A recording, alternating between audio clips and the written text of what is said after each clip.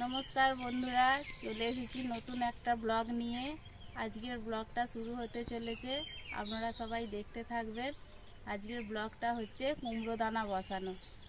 আপনারা দেখুন কিভাবে বসাই।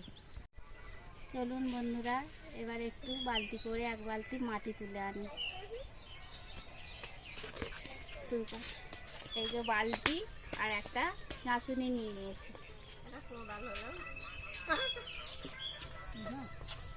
মাটিটা লট করে উঠছে।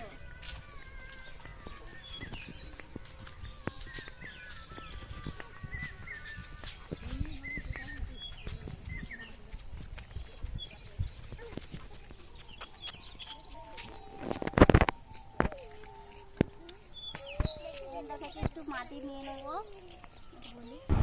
জমির মাটিতে গাছ খুব ভালো হয়, তার জন্য জমি থেকে মাটিটা তুলে নিচ্ছি।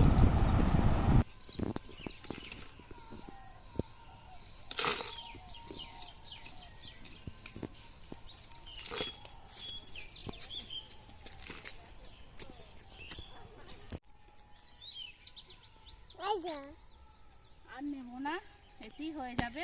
আমরা এখন চলে যাব।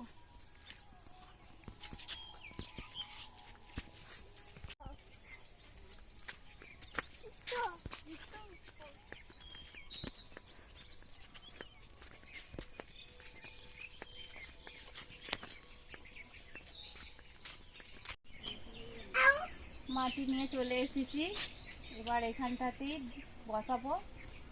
এই যে আগে থাকতে এখানটা মাচা করে রাখা আছে, এখানটা শাকটা উঠলে পুরো চারিয়ে যাবে।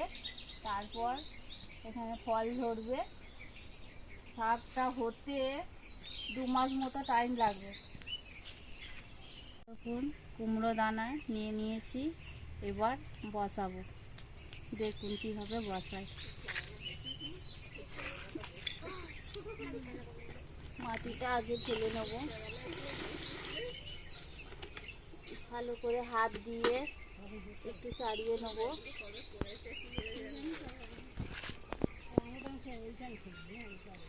এই যে দানাটা নিলাম, এইভাবে বসিয়ে নেব।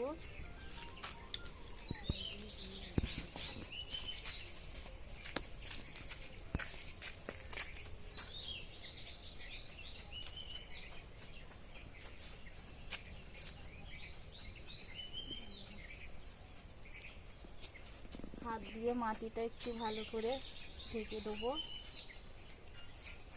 মা কাকিমারা বলে, হেঁট হয়ে গাছ বসালে ভালো গাছ হয়, বসে বসালে গাছ ভালো হয় না।